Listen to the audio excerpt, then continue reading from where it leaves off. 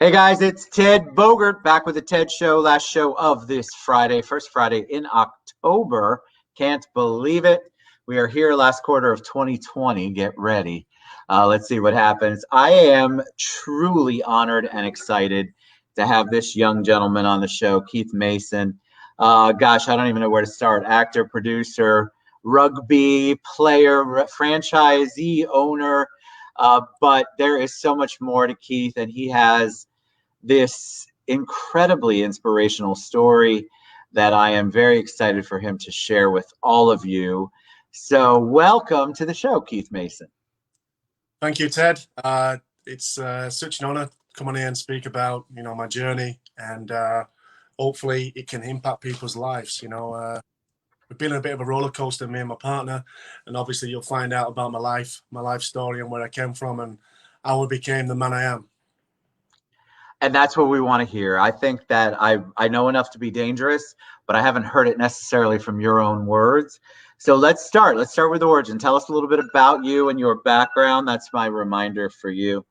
Tell us a little bit about your background and a little bit about your journey. Yeah. Okay. Well, born in a town called Dewsbury, which is in West Yorkshire, which is northern England. It's about 4 hours north of London. And I was raised by my mum, Catherine Fallis, who was an absolute warrior. She raised 5 kids on her own, pretty much. There was no father figure around. And, when I was growing up, I was a young kid with a lot of energy. Always had talent for rugby, but, somewhere along the line, I was getting in a lot of trouble with the police and, being on the wrong side of the tracks, and luckily I turned my life around. But it took me a hell of a lot of mistakes and failure before I actually woke up and thought, you know what, this is not the life I want. So, my household was great. My mum was very loving. I didn't have that father figure around, and that's probably because I got into trouble a lot. Is probably because I was looking for attention. Sure. Young men, boys need fathers. They need men to look up to.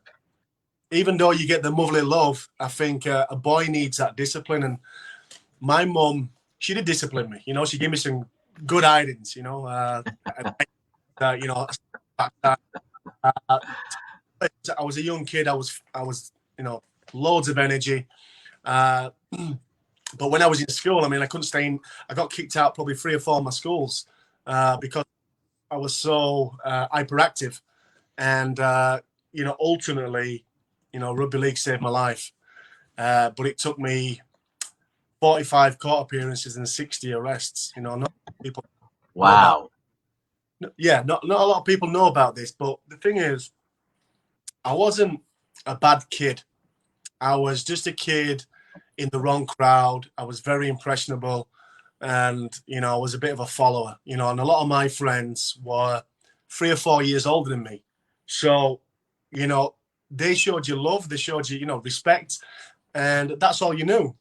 But, to get out of that situation I was in, you probably couldn't write it because the last time I went to court, Crown Court, I was 14 years of age. And the guy who I got up to no good with was called Justin. And he got sent to jail and I got off. So I was very lucky that I didn't go to jail. And this was the last straw, basically. And when I walked out of court that day, I realized that I was very, very lucky. But I also realized that I needed to change my life. And my mum has been through a lot. She's had quite a few bad relationships. She was a single mum, as you guys know. And, I love my mum dearly. And I just didn't want to be a disappointment to her. One of my sisters became an addict. She was an addict for 10 years. And while I was playing professional rugby, I didn't know anything about it. Because that's what type of mentality my family had. They wanted to protect me from the truth. And then I had a brother who was he's still an alcoholic. He's not a bad guy, but he has to have a drink every single day.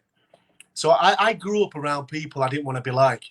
I grew up and I saw drugs and I saw, unfortunately people friends passing away, through crime and all that kind of stuff. And it's very it's interesting because all this, as I'm hearing you, what I hear you saying is you knew that what you wanted and what you didn't want, but you were still, because you mentioned earlier, you were still searching for whatever that is, father figure, acceptance.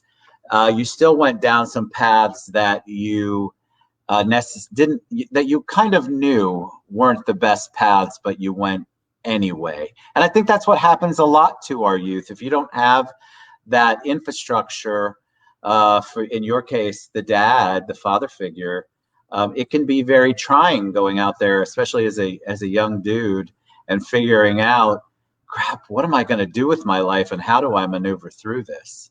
And so I love the fact that you shared that you went through it, but you knew that some of the things that you were doing weren't where you wanted to be. What was it like waking up? Like, did you just have this wake up moment, Keith, and go, all right, I can't be this person anymore. I can't live this life anymore. Yeah. Well, as I mentioned, the last time I went to Crown Court, the two guys who was with me, the crime we committed, they got sent to jail because they went not guilty. I went guilty. Now, I was probably 2 months shy of my 15th birthday. So I got a 2-year probation. I was very lucky. But rugby, I was always good. I was always talented at rugby, but I was never focused and disciplined because, when you've got no father figure about and you're a kid, loads of energy. A lot of your friends live, you call them projects. We live on a council estate, and we hang together, we chill out together. And I think I just went through a phase. I went through a phase of getting into trouble, of rebelling. And then when I came out of court that day, it was like I had an epiphany. And it was like the Lord speaking to me saying, this is it. Your time is now to turn your life around. And it's so weird because I was 14 years of age. It's very profound. But from the very next day, I cut off all my friends who are up to no good. And I always say, you show me your crowd and I'll show you your future. Well, my crowd was taking me down the wrong path. So I cut all my friends off. What was that like for you at 14 to cut everyone off that had been part of your posse, part of your circle? What was that like for you at that age? To be honest with you, it gave me power. It gave me belief in myself that this really means a lot to me. Now I want to be somebody. Yeah. And I know it's strange because, it just came to me. But when you've been arrested 60 times and you've gone to court 45 times, enough's enough. It's like I was self-destructing. It's like I'm going to end my life, nobody else. But I'm going to also build myself up and be the man I want to be. And for me to do that, I had to make the sacrifices. And the sacrifice was the friends, stop smoking weed. The very next day, I started running. And every single day, I said to my mum, look, Mum, I'm going to prove to you that I can do this. While everyone around me, where I grew up, you're not supposed to make it. Everyone around me didn't believe I'd go on and do the things I've done. But I believed. I had the faith in me. And thank God I stuck to it, man, because you know what? I used to run and run. And I used to cough up blood, and I'd carry on running because it meant so much to me. And any advice to any kids out there, we've got one life. And if you've got a dream, it doesn't mean you're going to have to be an athlete or you're going to be an actor or whatever. But to live your best life, you need to make sacrifices. And, my slogan in Rugby Blood is no sacrifice, no glory. And turning my life around at 14, put the foundations in place for the rest of my life. I used to even train on Christmas Day. I get up 15-year-old Christmas Day. I go into the local cemetery, which is kind of weird because, it's full of dead people. But very therapeutic and peaceful. And I used to run up these big hills. And I do that for like 2 hours and then come home and eat my Christmas dinner. Just places like that, and turning my life around. That following year, I went back to my old team, Dewsbury Moor, and we had a standout year. We won the league, we won the competition. Then I got selected for Yorkshire, which is the county, which over in America would be a state. So I played for Yorkshire, and we played Lancashire, which is the rivals to Yorkshire. And then I got selected for England schoolboys. So nearly going to jail 12 months before, now playing for my country. Then from the England schoolboys, we flew to France. We played France. We beat them 56-6. I came back, and all the players who was in that squad had signed professional contracts with all these Super League teams. So Super League is the biggest competition in England. It's the premier competition, a bit like the NFL and the NBA. But I hadn't signed a contract. No one had signed me. So I went to Bradford Bulls, which is a really big club in England, and I trialed there for about 2 months. I was 16. They eventually turned around to me and said, look, we're not going to sign you, Keith. We will continue to pay your bus fare. I used to get 6 buses 2 times a week to go train there. So I had to take it on the chin and go, you know what? They're not going to sign me, which was a bitter blow. Any kid who gets a knockback generally gives in. But I didn't. So then Castleford came in, another team came in. I trialed there for 2 months. I was still 16. They turned around and said, Keith, we don't think you're up to it. Now, I was gutted. You know, that's 2 knockbacks. What was it, do you think, that they were not seeing in you? You were obviously committed. Why was it that they were not understanding your passion? Well, if I had the answer for that, I'd tell you. But the thing is, with me, it's like I knew where I come from, and I definitely wasn't going back to that place. Yeah. So I had to keep going, you know. And sometimes you knock on a door, it doesn't open. That's fine. Got to keep going, and that's my philosophy in life. Fail yourself forward. Just keep moving forward, no matter what, and you'll get stronger. But a lot of people give in, and in society nowadays, people take it to heart. They take it to heart. Where I used it as a motivation to be better, because when someone points out that, look, you're not quite ready, if you take that constructive criticism and use it and go, you know what? Okay, I'm not being the best I can be. What can I change? What can I tweak? Right. Obviously, you know, my talent got me through in the end, and my drive and my never giving up attitude. The third club I went to was Leeds Rhinos. Now, Leeds was a big club. I had a pre-season there. I was just turning 17. I was there for about 4 months. The coach, who was a legendary coach, he played for New Zealand. He played for Wigan. He was the captain, a guy called Dean Bell. Pulled me to one side. He says, listen, Keith, I'm sorry to tell you this, but we're not going to sign you. And I don't think you're ever going to be a Super League player. That was his word. So, yeah, it was pretty bleak. When he told me that, you know, I was, enough's enough, you know. Third time, I went home. I said to my mom, you know, Mom, I'm gonna quit. Now think about this. I used to get about 16 buses. I go from Dewsbury to Leeds, from my house to Dewsbury, from Dewsbury to Leeds, from Leeds to middle of Leeds, then to Leeds to Headingley, and then back. And I do that 3 times a week. And then to say that, you know, I'm never going to play Super League. So I went away. I had to make a decision. What else am I going to do? Because I can't work 9 to 5. I'm not a guy, no offense to people who work 9 to 5, but I'm not that type of guy who's an hands-on guy.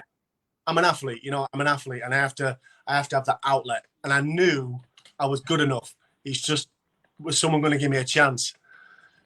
So someone came up to me and said, listen, kid, just give it one last go. And Wakefield, luckily, came in for me. Wakefield Trinity came in for me. And I had a trial game. And the trial game wasn't the best.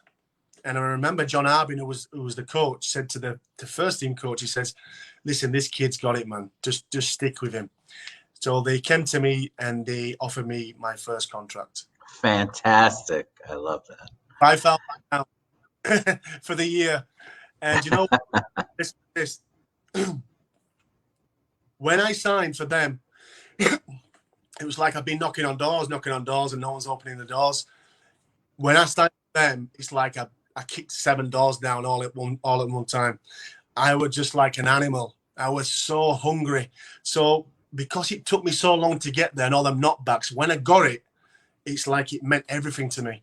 And within the space of 3 months of signing for Wakefield, not only did I make my Super League debut at 17, but 12 months later, I signed for Melbourne Storm in Australia, which made me the youngest player in history from England to go to Australia for the best team in the world. It's amazing. Couldn't write it, all right? And so what are you feeling at this point? I mean, what I want people to know is that you didn't give up. You thought about it, though, and I love that you shared that part, because I think all of us that go through trials and tribulations, it's okay to go, what am I doing and why am I continuing this? Or to even feel defeated a little bit, like, what am I going to do? But you persevered through it. So you get this, you get to play in Melbourne. Yeah. And what are you feeling at that point? You must have been like, okay, to heck with all of you naysayers, I did it. Yeah. You know, it's so crazy because when that guy said I'd never played Super League, I was playing Super League literally 8 months after. I was playing first team football. I was playing with men. I was 18 years old. I was so fit. I outworked everybody. And I was just hungry, man. You know, and any advice out there, if you want to be great at something, you have to be obsessed. And I was obsessed to be the best. And I think that shaped me. You know, if I'd have listened to Dean Bell, we wouldn't have been sat here now. Right. If I'd have listened to him and his advice, I would have been sat here now. Now I know kids all over the world hear this every single day. You're not good enough. You're not going to make it. Well, you know what? You will. If you have the faith and you have the courage and you have the perseverance and you have that obsessive mentality that you want to be the best you can be. And that has stuck with me. When I went, this is so funny because when Melbourne came in to sign me at 19 and they paid a big fee for me, right? Leeds Rhinos, the team that said I'd never play Super League, they came back in, ironically. A 4-year deal, a first contract with the first team on big money. You know what I said? No, thank you. You had a chance. I love that. Yeah. You know why? Because it's not a screw you. It's okay, you didn't believe in me then. I've already made this. I've done all of the work. It's not their place to benefit from that, all of that work that you did. I think it's such a great thing. I think people, you said it earlier, and I want to point it out again. If you're listening to this and somebody is in your ear telling you you can't, just like Keith, I want you to get it out of your head. Don't let them in there to take over, because that's what happens to a lot of people that are trying to follow their dreams. They have the passion, and then somebody comes in, some naysayer comes in and literally changes the way that they think about themselves. And what Keith is saying and what I'm encouraging you to do is to not allow that to happen. Yep. So what happens with rugby? Obviously, rugby's not as big in the States, but I'm familiar enough with it. And you go on to this amazing career and a franchise owner now. We've got a whole stop of acting and producing in there, but I want people to kind of understand you're still in rugby. It's still part of your life. Yeah, so when I retired at 31, I was quite young. And I played at Wembley in a cup final for Huddersfield Giants. We played Warrington. There was about 90,000 people there. It was an amazing day because, I'd watched finals as a young kid. A Wembley final is equivalent to an NFL Super Bowl final. And, to go out there. Unfortunately, we lost. And fate happened that I got invited to Stringfellas, which is a bar in London. A few of the players after we played. And I remember, this was back in 2009, Mickey Rourke walks into the bar and he walks past me. And I says to my friend, that's Mickey Rourke, man. He's a film star, He goes, who? I goes, never mind. So I said to my bodyguard, can I say hello to Mickey? He goes, hey, yeah, sure. Now, this was the year Mickey Rourke came back. He got the Man of the Year GQ awards, and he got the BAFTA for The Wrestler. Yes. So it's so weird because I was watching The Wrestler only 2 months before I met him at home, and I thought, wow, this is a great film. Never thought in a million years I'd bump into a movie star, and eventually became friends with him. So I went over to him.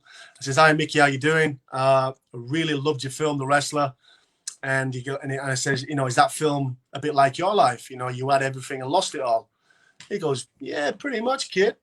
He goes, "What are you, man? Are you a gangster? Are you an athlete?" I says, "No." When you play in a final, you wear suits. You all wear the same suits. We had a grey suit, black shirt, black tie. And I was looking down at him, and I said, "No, Mickey, I played in a final today, and I play rugby." He went, "I love rugby, man." He said, "In fact, I've been watching rugby today in my hotel room at Wembley." He goes, "Yeah, that was me." So we got talking. He bought me a drink. And then he said to me, "Listen, do you want to take my number?" And I was like, "Take your number?" He goes, "Yeah, sure." He goes, "Listen, where are you going to be in 2 weeks?" I went, "Playing rugby, probably." Why? He goes, "Well, I'm going to the GQ Awards, because he was up for the Man of the Year, and I'd like you to be my guest." Wow. Really? So I took his number. We went from there. We went to another bar. He started arm wrestling a few of the players. Now, this was in the papers, by the way. It was in the nationwide press that Mickey Rourke was arm wrestling with rugby players. And he arm wrestled my friend, and he whooped him. And then he arm wrestled another guy who was 250 pounds, 6'4", and basically the kid snapped Mickey's bicep off the bone while he was wrestling. Oh my God. But I didn't realize, and I said, "Hey, Mickey, can I have a go? Give me a go, Mickey." And he's like, "Oh, nah, kid, my bicep, it's something's wrong." He obviously didn't know what had done to it, but he snapped it. And then in the same night, he was stood in front of me, and I was speaking to his bodyguard, Derek. And Mickey were looking at me, and he started crying. And I said to his bodyguard, "What's up with Mickey?" And he says, "No, it's okay, Keith. He just said that you remind him of his brother, Joe." Now, Joe is, his best friend, and God bless his soul, is in heaven now. And I goes, "Wow, just a very profound moment." And the guy took a liking to me. Mickey took a liking to me, and he invited me to the GQ Awards 2 weeks later. I went down to the GQ, met up with Mickey. The Jackson Fives were there, Guy Ritchie, Eva Mendes, Jason Statham. So then there was me, Jason Statham, and Mickey together all night, having a good time. And you just couldn't write it. And then a couple of weeks after that, Mickey flew me over to New York. I stayed at his house in Greenwich Village. And then we just became friends. Every time he came to England, I'd go to London, and we'd go for dinners, and we'd go to TV shows together. And then eventually we did a film together. I played his... Is that where you got, that's where you got the acting bug? Is that where you got that's where you got the, oh my God, I can do this. I like this. Yeah, that's it. Mickey opened the door. And so tell me what you, because we've got questions, people are asking on all the different platforms. Some you can see, some you can't. They are fascinated by your more recent story. Obviously, they're fascinated by you, but they are fascinated by the inspirational story of your partner and helping her walk again. You've got a book coming out. You are incredibly transparent and authentic on social media about the journey. It is what caught my eye, and I think it's caught a lot of people's eye. So tell us a little bit about that, what you feel like you could share about that. Yeah, so Brianna reached out to me about around 4.5 years ago, and I just recently retired from rugby, and I'd done my qualifications to be a personal trainer. So, I was filling a bit of time up while I was retired. I enjoy training and I enjoy helping people. And so she reached out to me and she said that, she had a problem with her legs, but she didn't mention she was paralyzed. So I said, sure, yeah, come and see me. So she traveled the distance to come and see me. She pulled up in the car, and I was stood at the door, and she rocked up, and then she opened the door of the car, and it was like a Q7 Audi, like a four-wheeler, and she jumped out of the car, and she had these crutches. So yeah, she had these crutches, like, and I said, are you sure you're okay to train? She goes, yeah, I'm fine, yeah. Because what's up with your legs? She goes, well, sorry, I didn't really tell you, but I'm paralyzed. I had a spinal stroke. I went, right, okay. So the fact that she turned up, to train was, that was admirable. So I just, me being an optimist, I says, let's go inside and let's see what we can do. So we went inside. She was telling me about, she had a spinal stroke, and she was a mum of 4, and she was a school teacher, and she was active, and all these things. And I kind of felt sorry for her because, for her to have a spinal stroke and then wake up in a hospital and be told that you're never going to walk again, you just can't imagine it. And it really, struck a chord with me. And our journey started there, and we eventually, did her first squat. So basically, she was holding on to me, and she squatted down and came back up, and she just burst out crying. I'm going to cry thinking about it, because people don't understand that is a giant deal. Because what you're doing is you're going against the odds. Probably what she was told, like you mentioned earlier, that she wouldn't walk again, and yet she's doing some things that probably defied the odds. Yeah, and you know what? It's funny because me and Rihanna are very similar in a lot of ways, like proving people wrong for the starters. Overcome the impossible. I mean, what's the odds of me having the life I've had when I've just told you about all the things I did as a kid? Right. And what's the odds of Rihanna walking? So we are a match made in heaven. But when we first met, it wasn't like love at first sight. I was training her. She was split up, but she was still married. And obviously she had a lot of complications with the family and stuff, and she went through a really, really tough time. And I just wanted to help her. And I could see the fight in her, and I just love to see somebody who's broken but rises up. That's the best stories, and I think that's why people all over the world now are really inspired by our story. You just post, you share these milestones, and I think that people want to know. Well, we had a lot of questions before we went live. People are like, what did you do different? Was it her diet? Is it her the type of exercises she does? Obviously, a lot of it has to do with personality and perseverance, like you mentioned earlier. But I think people are looking for, wow, how did they accomplish that? Well, I think everything you mentioned there about perseverance and never giving up, and you need to have all them qualities. You need to have the courage to want to overcome, because a lot of people in Rihanna's situation probably, and I'm gonna give myself a pat on the back here, but not everybody has a Keith Mason walking into their life. You know what I'm saying? And I think Rihanna would tell you that. I think just the love and the unconditional love and support and the perseverance and me never giving up on her. Obviously, we eventually became an item, but since then she's had another spinal stroke, Ted. I didn't know that. 2 years ago, she had a spinal stroke, a second spinal stroke, and then I nearly lost her. It was one day before New Year's Eve. I was in here with the kids watching TV, and one of the kids ran in and said, "Oh, mummy can't stand up straight." So I'd run into the other bedroom, and she was like hunched over like this. And I said, "Baby, stand up." And she couldn't stand up. And I knew, I had a sinking feeling that something was wrong. So I grabbed hold of her, and I was trying to get her out of the bedroom because the bed was really close to the door, so it was jamming up the gap. And so when I grabbed her, her right leg went limp. And I saw that.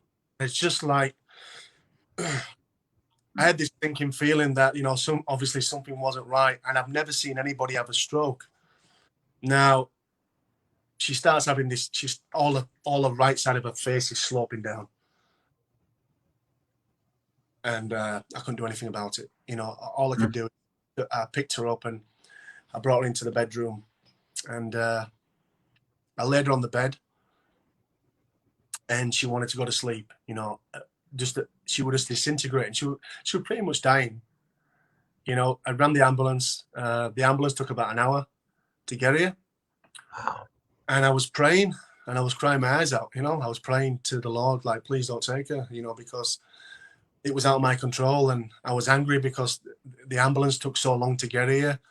And I was praying to her, baby, please, please, please, please, you know, please don't go. And the ambulance eventually got here, you know, and she was in a state. She was in a mess.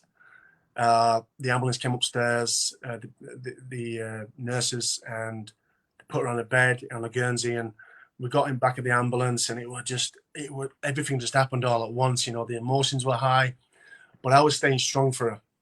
You know, I had to stay strong because the kids, you know, it's 4, 5, 6 kids we've got. You know, if I panic, then they're going to start panicking. So I got into the ambulance, and for some reason, she had this horrendous pain going down her spine, and she was howling. I mean, you've never heard anybody scream as loud. And she screamed that loud. And even though she was going through all this ordeal, which was heartbreaking, she screamed that loud. She passed out, you know, and I just had tears coming down my face because I thought, oh my God, you know, what is, you know, I can't believe what's happening. So we got to the hospital. We got her on a bed. I mean, she was on this bed for 5 hours. But she couldn't lay on her back because she was in excruciating pain, and we had to start all over again. All the gains we've made were gone. Not only she come back from a spinal stroke, now she's come back from 2 spinal strokes, and you know, this one for me was, this is not going to defeat us. My attitude to Riona was, baby, we're going to get out of this, and we're going to have the best year of his lives. Believe me. And we was in hospital for 3.5 weeks. From New Year's Day, I had to stay in hospital on New Year's Day. I remember the hospital saying, you're going to have to leave. And I says, listen, I ain't leaving my girl. My girl here on New Year's Eve. And we spent New Year's Eve together in the hospital bed. And you know, I would just, like I said, she brought the best out of me. And I thought, you know what? She's been there for me. I'm going to be there for her again. And I made sure the kids. How was she there for you? Well, when we first met, you know, I was struggling. You know, I was in a dark place, man. You know, I was still trying to find my feet to life. But you got to think about, I played sport from 6 years old. And I retired at 31. Now, I retired early. I was in my prime. But at the time, I'd been through a massive court case, which I eventually won. I wasn't seeing my children. I had a really bad car accident. And, you know, I wasn't in the best of places, man. It was the transition from being a sportsman to what I'm doing now was very difficult. But you know what? I wouldn't change it, because I believe that sometimes you have to go through darkness to appreciate the light. And, you know, I pretty much lost everything, but I built myself back up. And I built myself back up, and I found a woman who helped me, and I helped her. We helped each other. We pulled each other out of the darkness and into the light. And you know what? Look what we're doing now, bro. You know, we're on the world stage. Inspiring. But for 5 years, me and my girl, you know, we've overcome so much. And you see us smiling, and you see us getting after it, and you see us so positive, because we've seen the darkness. We've been there. Yes. We've been there for a long, long time. And we're on a ride now. We're enjoying it. Your video, your posts, what you share about what's going on in your life, it is just, it's so motivating and inspirational. Before we went live, I had so many people. Once I tagged you, obviously, then they go look. That's the whole point of the tagging. And they're like, oh my God, have you seen the videos, Ted? Have you seen what Keith posts? I'm like, yes, of course. That's why I'm so excited to have you on the show, because there are so many people going through. It doesn't have to be a physical paralysis. There can be a mental, soulful, spiritual paralysis that you're going through, and you all have figured out how you can best get out of it and still stay positive. It doesn't mean that you don't have bad days. It just means that you're going to continue at the end of the day to push through. And that's what I love about your story. And I love that you have written, or you're going to launch a book, correct? Yes, that's right. Yeah, we've just done the deal with a guy called Walker. Wellfinity is a company. Yeah, I'm gonna plug the song, baby. My missus is in bed behind. The song. So we've actually signed a 2-book deal. So the first book is a memoir. So basically, it's from when me and Riona met, and how we've overcome everything we've overcome, and how we've inspired people. So the book is going to be a very inspiring book, and I think a lot of people all over the world would want to read it. And it's going to be one of those books where people can pick it up anytime and go, you know what, I'm having a bad day. I'm going to pick Keith and Riona's book up and have a read of that. We've also doing a self-help book, a self-care book, and how I have helped Riona through the process of her having an injury. So this book could go out to people who have disabilities, who have, are in paralysis, or have a partner who's in a wheelchair and you're unable-bodied. But ultimately, I think our story is about, overcoming and never giving up. And it's a universal story. And, people seem to think that it's a love story. And, we're getting offers now to make a film. Good. And also, we've got a music video, a song which has been dedicated to me and Riona, and it's called Hearts on Fire. And that's coming out in the next 2 weeks, and that will be on iTunes, TikTok, and the nationwide news are going to be covering the song. And it's dedicated to me and Riona, and actually Riona is singing a melody in the song, and I do the intro. And the actual intro is when I was praying for the Lord not to take her. And wow, it's incredible, man. The love and support we're getting now, we're truly grateful. And you all are loving, but you can tell that you're and I've gone way over time, but I don't care, because I just love this. You all, that love, you can feel, it's palpable, even if you're watching it on the screen. And the thing that I found fascinating, and a lot of people commented about this as well, is, you look at your picture, you look at your life prior to this, and you think, oh my God, this guy is a tough, he's a dude. There's not going to be any emoting there. There's not going to be any sharing, He-Man kind of stuff. And yet you use the best parts of that, along with your God-given sensitivity and compassion, to accomplish the things that you all have accomplished. And that love you can feel. You can absolutely feel. I think it's just amazing. And hi, Rihanna, how are you? How you doing? Thank you for letting him come on the show, and thank you for allowing the rest of the world to share in your journey. I want people to be motivated and inspired that haven't seen it, because I really do believe from my heart that you guys are going to save lives and transform lives by what you're sharing. So how do people reach you? How do people reach out? How do they get to you? What's the best way? Okay, we've got TikTok. We have a big following on TikTok. We've got a lot of our videos up there of us progressing, and obviously we have a lot of fun. So you can find me on there on Keith Luke Mason and Riona Kelly. Find me on Instagram, Keith Mason _official, Riona Kelly _official, and we're also on Facebook. That's Keith Mason. So I gotcha. Yeah. Thank you for coming on. It's later over where you're at, and I really appreciate you taking the risk all the time, both of you taking the risk all the time to share what you're going through. I just want to encourage you to continue to do that because it is moving and motivating and inspiring people. And just big kudos, big heart, lots of love for both of you. I think what you're doing is awesome, and I can't wait to see all of the upcoming projects. Well, we could probably, thank you, brother, but we can probably do another show in probably 6 months' time because there'll be so much that's gone on. But, you know, the reason why we put videos out there is because we are helping people. And we're very privileged and honored to be able to impact people's lives because the amount of messages we receive, people telling us that we've saved their life.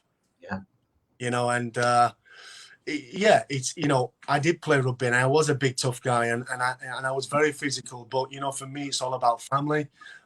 In fact, I'm going out straight to do my film after today. I'm off to film set to finish my film Imperative. Found the woman that tamed her. Yeah, my partner says I found the woman that tamed me. Yeah, definitely. I love it. Well, God bless you both. Tons of love for both of you. Thank you so much. You guys follow Keith and Rhiannon everywhere that you possibly can. You will be motivated and inspired and moved to tears, just like I was. So thank you guys for sharing your story with the world. I'm here anytime. I'd love to have you guys back on, but I want people to follow you. I want them to get out and see that nothing is impossible. And no sacrifice, no glory, never give up is definitely the way to live. So God bless you both. Thank you, brother. Can I just say, me and Riona, in 3 weeks' time, we're going to be walking 100 mile. We're raising money for the Stroke Association, motor neuron disease, and obviously for Riona. It's going to be his biggest feat, and she's going to be in a wheelchair. We're doing 10 miles a day over 10 days, which is equivalent to 4 marathons. And Nationwide TV will be documenting it, so you'll be able to see it, guys.